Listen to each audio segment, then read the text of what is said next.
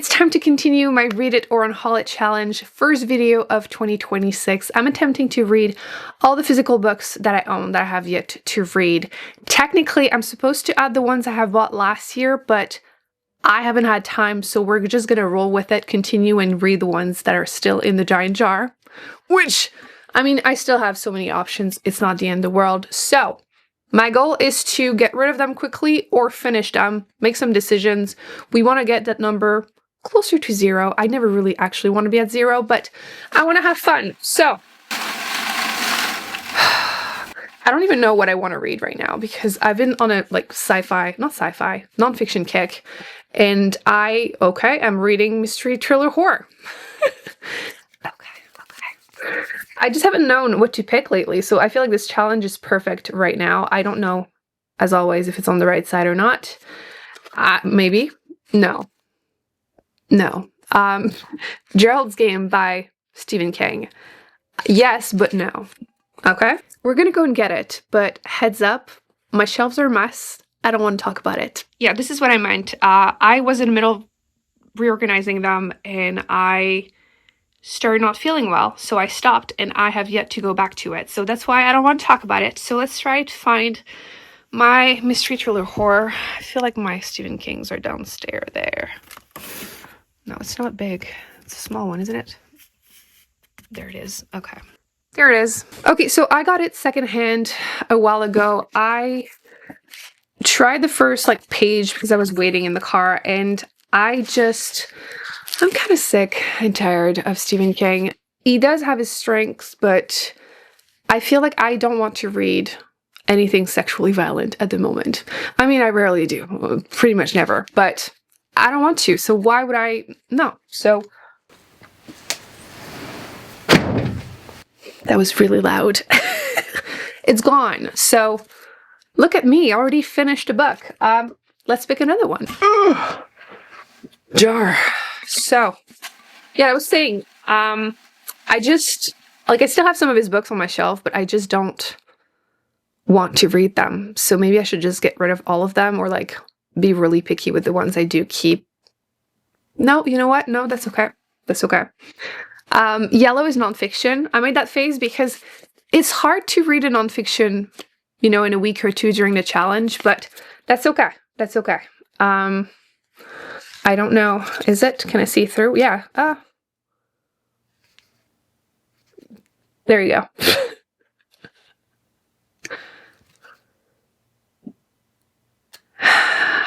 Okay, that's okay. I feel like some of them, reading them would be hard, but I can read that. Let's find it. Okay, so nonfiction are here somewhere. I don't know where it is though. Give me a second. There it is, right there. You can see my mess. So many books everywhere. But there it is. Okay, so Right Wing Women by Andrea Dworkin. I have the French edition. French is my first language, so it's fine. I was trying to actually find it in English at the time, and I could only find it secondhand for $400 online, which was not going to happen. And as soon as I bought it in French, they republished it in English. So you're welcome. Why does it work like that? Every time? But I had read the first couple pages of this. I have a few post-its, but page 25, I put it down because it is pretty complex. So it's going to make me work my brain, which is okay. Yeah. The author wanted to understand why women would reject feminism and why they would not hesitate appearing racist or homophobic. So that's basically what made her want to write this book. I feel like this is not going to be a light and fun reading challenge now. That's okay. I want to read this. That's okay. But I'm going to pick another one because there's no way I am binge reading a nonfiction. Well, that might happen. We'll see. Ugh, the jar again. I mean, that means I'm going to read 3 books already. Can you tell I'm not awake? Green. I was going to speak French.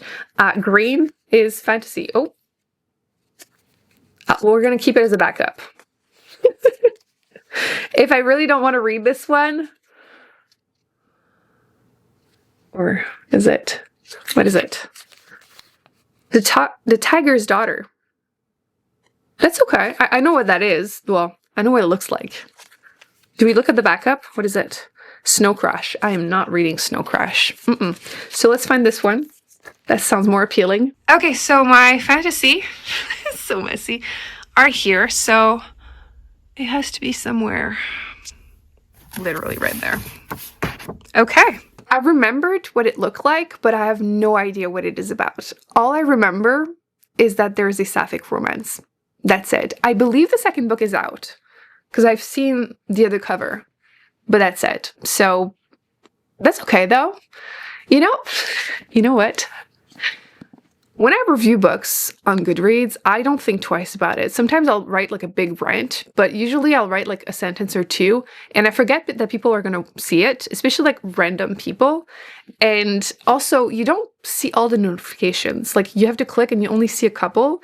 So sometimes I don't realize that there's been a war in my comment section until like a year or two later. And there are specific reviews that I know once in a while, when I see it, I'll click on it to go and like delete and block people, because why would I want these comments there?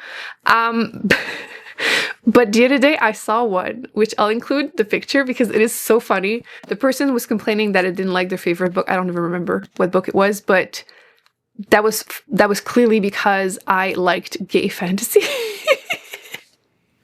Which is funny because honestly, statistically speaking, I don't think I've read that many, but it is true that the ones that I have read were never bad. I'm trying to think, like, specifically sapphic romance. I don't think I've ever given one under 3 star. So I need more in my life. So I'm happy this is happening. There is one of them. Okay, I still give it 3 star, and I'm not going to tell you which book. I can in the comment section, but I'm not going to tell you the spoiler unless you want it in the comments. But there is one I'm still slightly traumatized. It was very randomly, okay? Like, having a spicy scene is fine, but there was a literal fisting scene. I was not prepared, and yeah, slightly traumatized. Everyone that has read the book now knows exactly what the book I'm talking about. And if you want to know, I can tell you, but that's the only time. But like I said, I still gave the book 3 star. So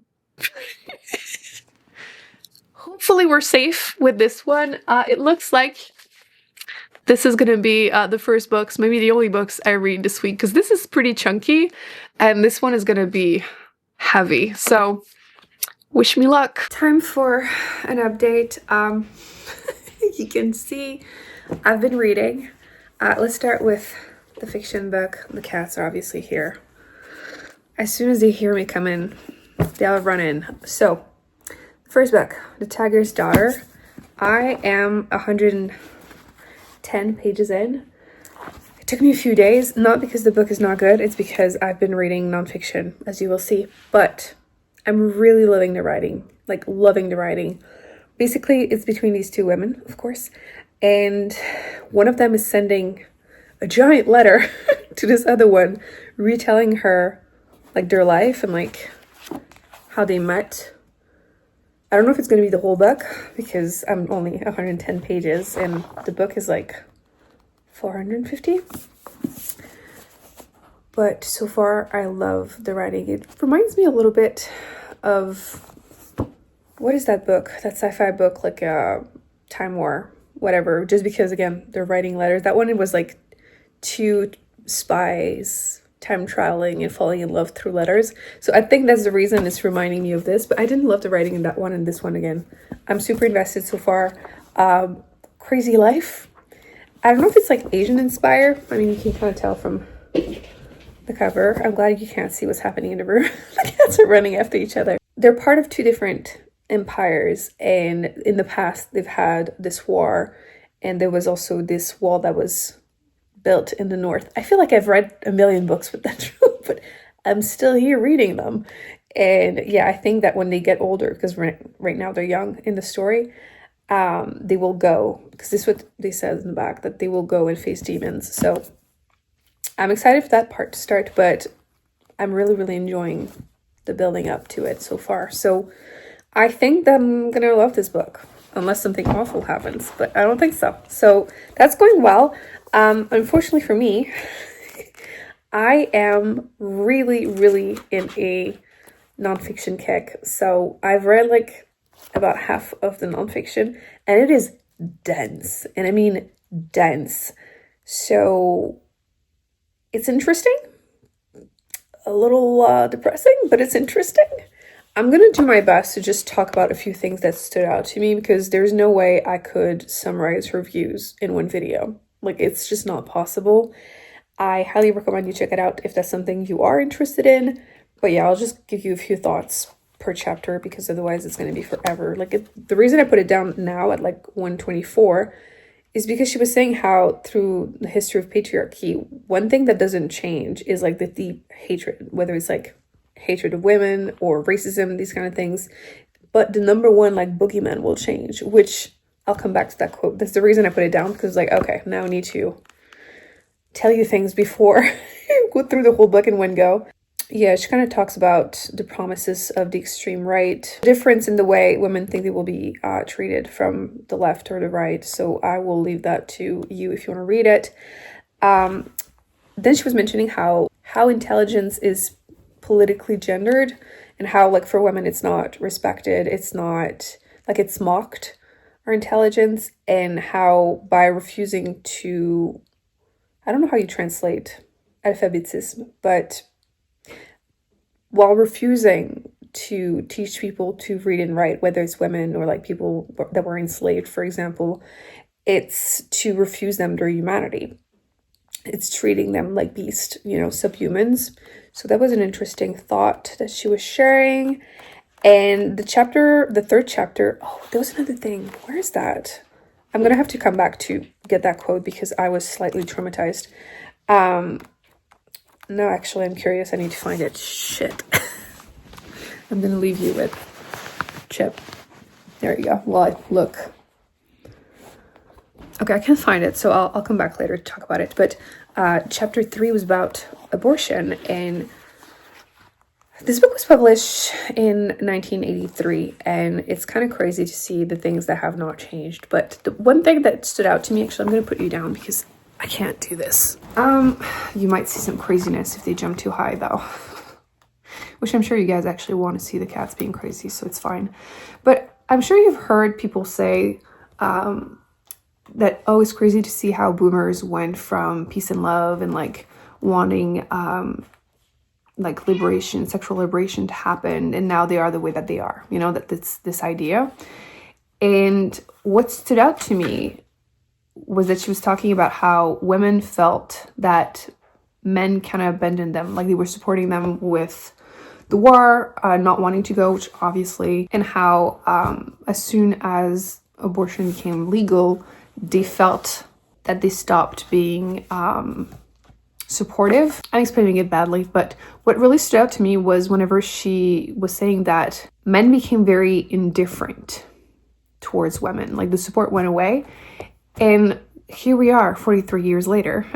And I can't help but make the connection because even a couple years ago, before the pandemic, I was trying to have that conversation about how, you know, they were starting to have little rumors, little hints that maybe Roe v. Wade would be reversed in the US. I'm Canadian. Everything's obviously based on my own experience, Quebec, Canada, blah, blah, blah. But like we hear more about the politics of the US than Canada most days. So from what I've heard, it was very similar to my own experience. Like you try to talk about it and it's like, it's not going to happen. Like stop over stressing, overthinking, overreacting. It's not going to happen. And like, ooh, it did. Well, it's fine. People can still travel to blue states. Like, it's fine. Don't overreact. And like, oh, they can't. Well, too bad. Or like, it's not going to happen to you. You're going to be fine. Like, until you're like literally the one dying, they don't care. They don't care. And here, because again, I'm in Canada, I would also have the whole, well, you're in Canada, you're fine. It's like, oh, God forbid I care about other people. Like, it's... Anyway, in Canada, it's different. Our politics are different. Our laws are different. But to give you an idea, until a few years ago, actually, it would have been very unpopular for conservatives to come out and say out loud that they want to remove access to abortion. It would have been unpopular. Lately, less so. What they've done instead is that they've been a little bit more sneaky, and instead they've been defunding the clinics. So they have to close. And if there aren't clinics, they might as well be illegal, right? In Quebec, we're technically, I think we're just province that has the most clinics. So again, I'm saying, actually, full disclosure, I had to have surgery at the same time, got the tubes out. So like, truly does not affect me. And yet, look at me, I can actually care about other people. But yes, what was really loud to me was the indifference from even the good men that I know or knew. Because it's also something I hear from women in the US, like even current events, trying to talk about it. It's like, stop watching the news. You're overreacting. You're stressing too much. And that is just something that drives me crazy. Really? Anyway, seeing that 43 years later, nothing changes. It's great. Gotta keep smiling through this, because how basically the boys of the 60s got older, and now that they wanted babies, they were a lot less supportive. Abortion, because, I mean, if women have control over this, they can get an education, can get their job, can be independent. So yeah, the chapter I'm currently reading was chapter 4, which is actually, oh, that reminds me, it says Jews and homophobes. She was a journalist for a magazine, and she went to try and interview these women that were protesting against feminism. And anyway, there's a lot more context to it. Like, literally, they would not talk to her, and the men that were there were the ones talking for them. And anyway, but she was asking them questions because apparently these women were terrified of lesbians, like of them being like assaulting them, which I feel like I've never, okay, like, again, not the top 10 things that I've heard here, my own experience, right? I feel like nowadays it's just switched. Again, the whole idea that the hatred stays the same, you just change the number one boogeyman. Nowadays you hear this idea that you should be afraid of trans women, especially in the bathrooms, which, like, that's what the Facebook bots are going nuts over.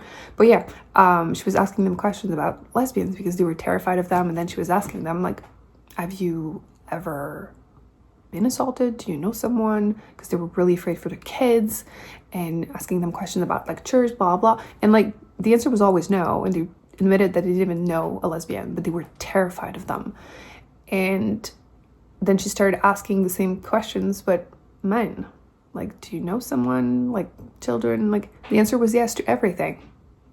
And obviously these women start picking up what she was putting down, and that's when they called her and they said, well, you're a Jew and probably a lesbian, which, like, both were true. But, like, I know these things, like, were used or are still used, but again, they're not the top 10 that I've heard, right?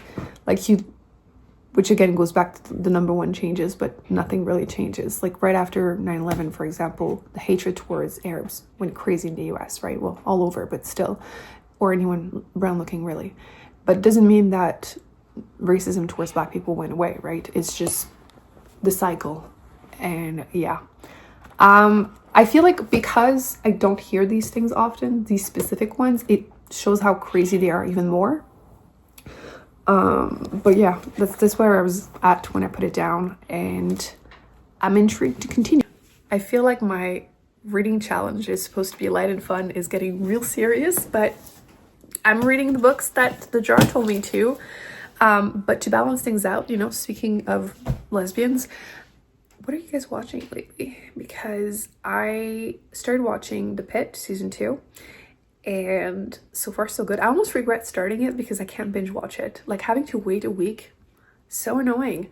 Actually, I haven't tried Bridgerton, the new season, yet, so I probably should do that. And I did watch, actually, that's what I wanted to say. I watched People We Meet on Vacation.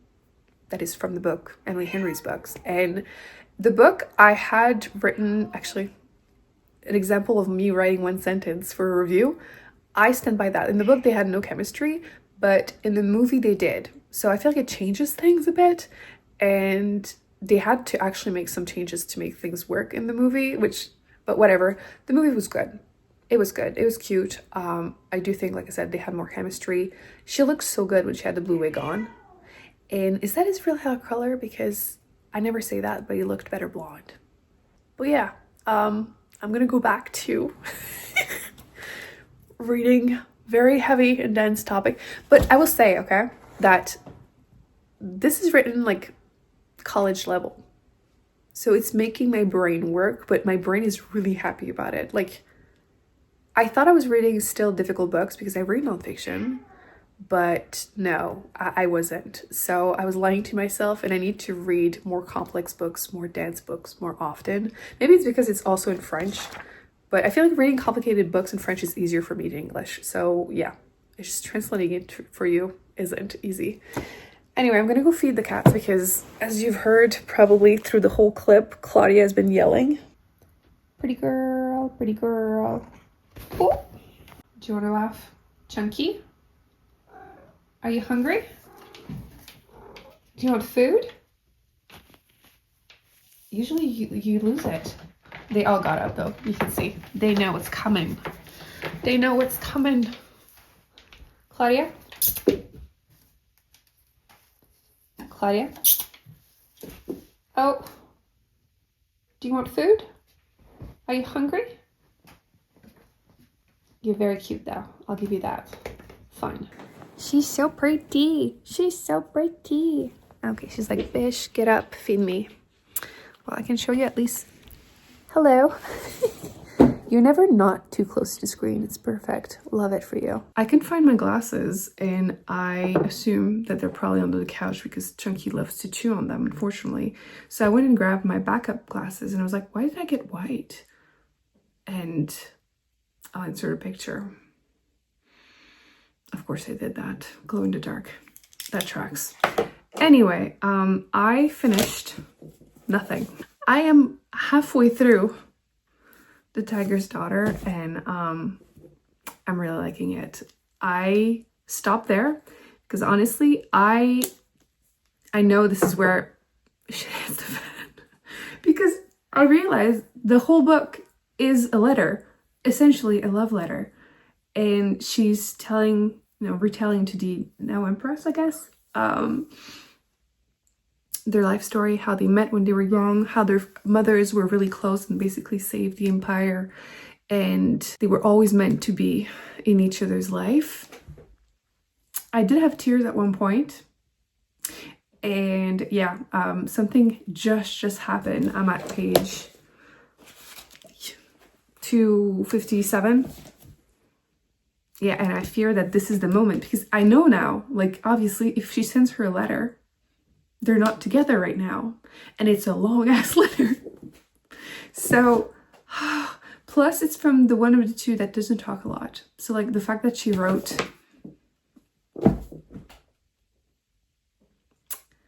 so yeah, I'm ready for the tears, I guess, because it's coming for sure. But so far I'm really enjoying it. I would say like at least a 4-star. Obviously the second half, depending on how bad it gets, will decide how I feel about it. But I also finished this one. I wasn't wrong. I did finish something, just not the fiction. I did say I'm in a mood for nonfiction, but part of me doesn't even want to talk about it because it made me feel a lot of rage throughout. It's a good book, and I don't know if I mentioned it. I feel like it's been a couple days. My brain is like mush, but it's written like more academic level, and I'm truly enjoying it, and I want to read more books that engage my brain. But yeah, the content is making me rage a lot. So instead of reviewing every post-it, because we would be here for next week, I'm going to read you just one, okay? Well, it's technically kind of two, whatever. She's talking about how welfare in general.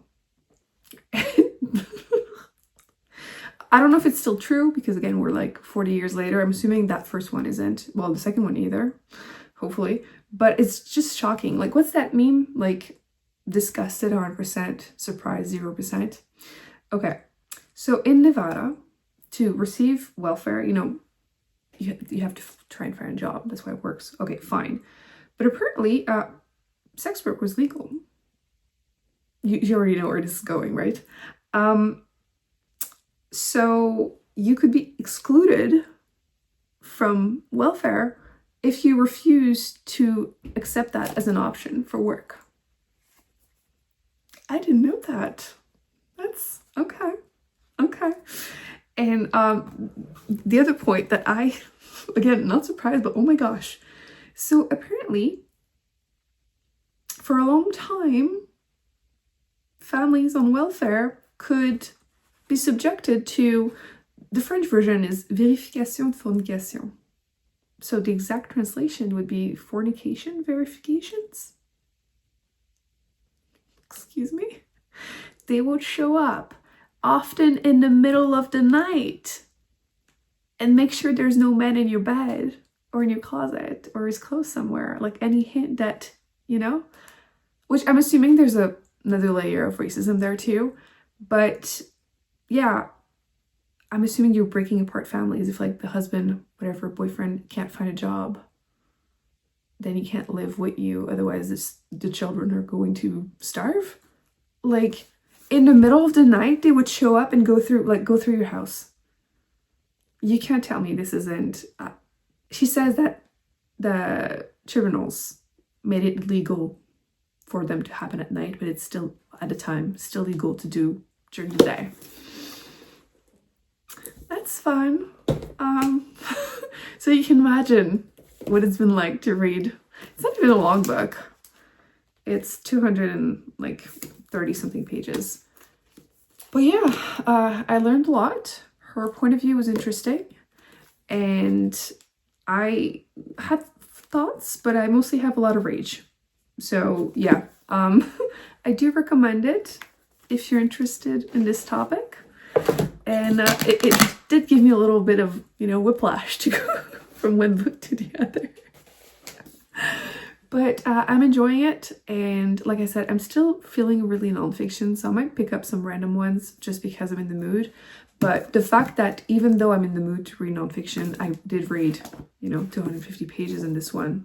I'm taking it as a good sign. I am enjoying it. I will continue it, and I will finish it. But yeah, I might have other books on the go in between, but that's fine. That's fine. I feel like if it weren't something good, I wouldn't be reading any fiction, so we'll take it. But yeah, that's been my week. A lot of rage, but makes you realize you don't know anything, really. It's not that long ago, 40 years, but I'm assuming there are a bunch of things that are happening right now that I don't know about. So yeah, on that light note. Oh, actually, okay, light note. We gotta balance it out. I feel like it's gonna be what's gonna happen the whole vlog. I wish I had recorded properly. I only have a little clip I'll show you, but I decided to give my cats catnip. I had tried years ago, and I only have, you know, the 3 OG cats, and none of them reacted. So I thought, I guess they just don't care. Like, I feel like cats either love it or they just really don't care. But I gave them a new toy today, and there was a little bag. So I decided, let's try it. What I don't have on film is Charlie, right? When brain cell Charlie, just taking a big chunk of it and walking away. No surprise there. There's nothing happening. So he couldn't have reacted. You can see in the beginning of the clip, Chunky and Claudia just rolling in it, absolutely loving it. But what is worth showing, okay? I tried to record it. I didn't want to overly annoy him, but Chip making that face when he smells it. I've never seen a cat react like that to catnip. Like, just pure disgust, which was my face when I was reading this. But he was so disgusted. I think I have it like 2 clips, but again, I didn't want to like overdo it. But yeah, absolutely disgusted, which is funny because that cat, when I tried to take pictures of him, he always looks high. People always joke like he looks like he took something, and that's the cat that says no to drugs. I think it's weird. But yeah, it's funny. Only have a little clip. I'm not going to try it again because I don't want to torture him. I feel like when people have like cats accounts, sometimes I feel like they torture those animals for clips. And like, I will never do that. That's probably the reason I will never make an account for them anywhere. Plus that sounds like a lot of work. But I feel like, yeah, Claudia is super expressive, for example. Like, it would be so easy to get clips of her looking funny, but I would have to genuinely annoy her constantly, and I can't do it. So yeah, I think it's going to become like a new sticker. You can make a sticker out of pictures on your phone. It's going to be my new sticker, just that disgusted phase of Chip. I have finally finished my book. It took me like 2 weeks, but again, not the book's fault. You can tell. Okay, I liked it. It was painful in a good way, you know, as they have to be. It's definitely fantasy romance, but it's not like a super spicy book. There's one spicy scene, and I can assure you that there's no fisting involved. Which, let's be honest, is not something I should ever have to tell you, but you know, I don't even remember how much I said about the plot because again, it's been 2 weeks for me. It took forever to go through it, but I'm giving it 4.25. So again, really not the book's fault. I think I mentioned that their mothers were very close, and one of them was the sister of the emperor, and the other one was technically kind of the queen of her own people, but she wasn't allowed to be officially because of what has happened in the history. But the one that is writing was the daughter, and she would be able to actually be officially the queen of her people. And the other one, the one receiving the letter, is to become the empress because her uncle is unable to have children. So a lot is happening. Obviously, there's a lot of political intrigue kind of underneath.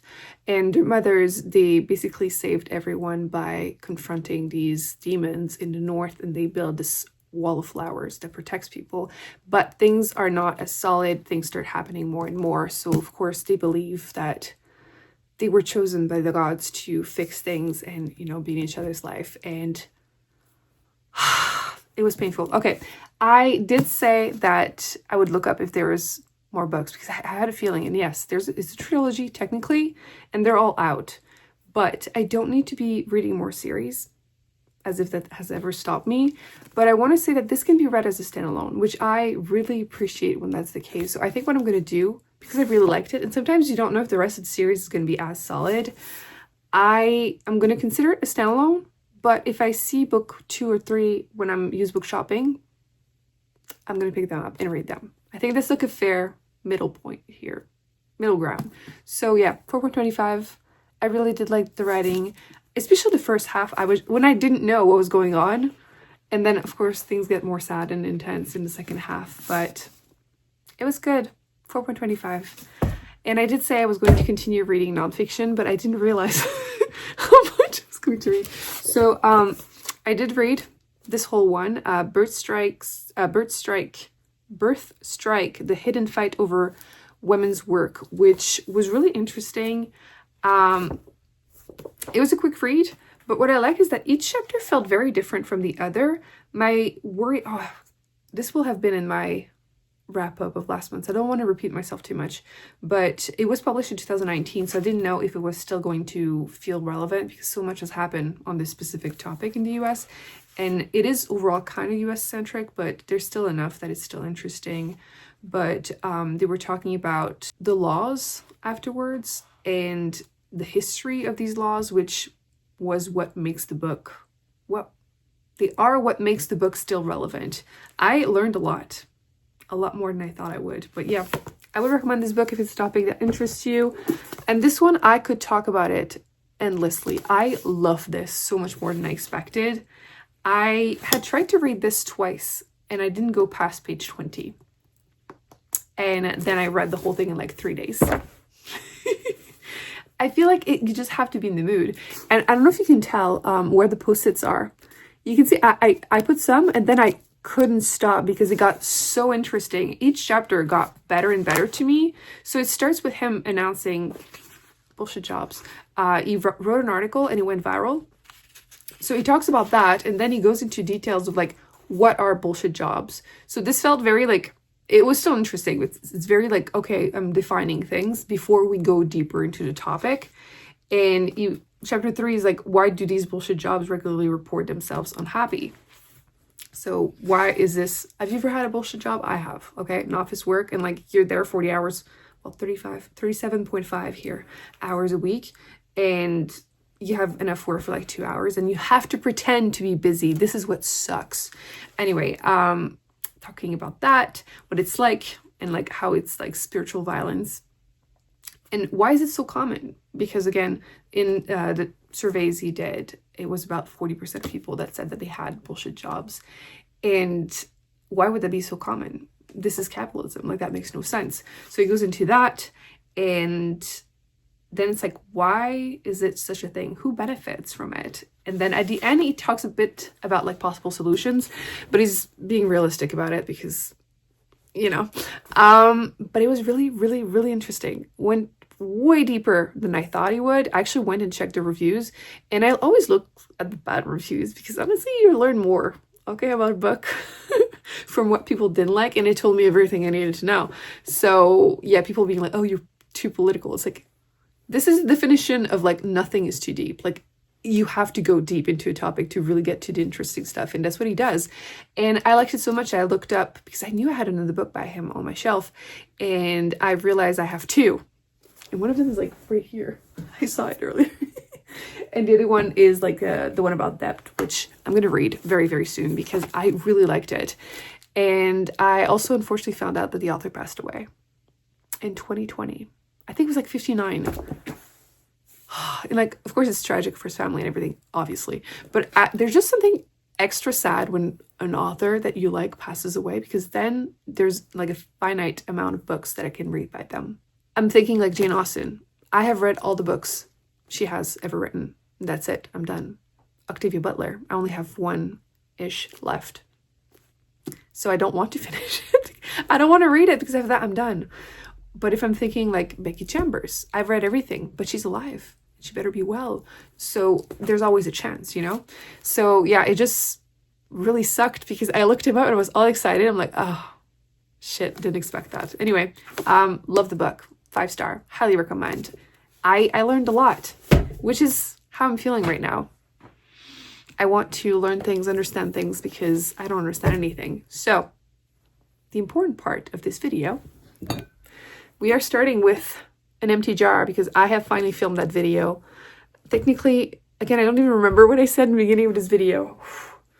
I think we can cut each other, all of us, a lot of slack lately. There's too much going on in the world.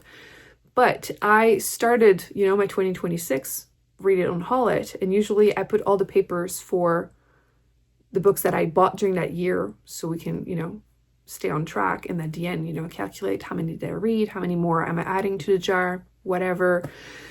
So that's what the jar of the red one or unhauled one are gone. So we can start fresh.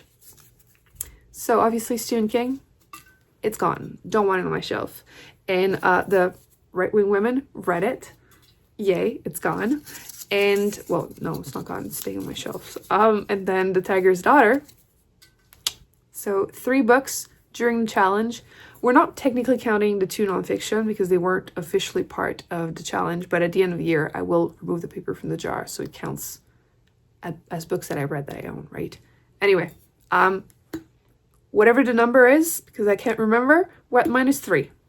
So it feels good. One of each color. I feel like it went great. Sure, I read other bonus books, but if anything, that's a good thing. And I learned that if you get rid of the books that you're not tempted with, you end up reading some really, really good ones. So note to self, unhaul when you're not feeling it. Or like make decision quickly. It helps. Otherwise, I wouldn't have had this 4.25 books. And I don't even know what to rate. I don't like rating my nonfictions. 5, 4. I had a great week, 2 weeks, challenge, whatever. And yeah, I will put more videos on the screen. And I'm going to go pick up my next nonfiction because let's be real, that's what's going to happen. I'll see you then. Bye.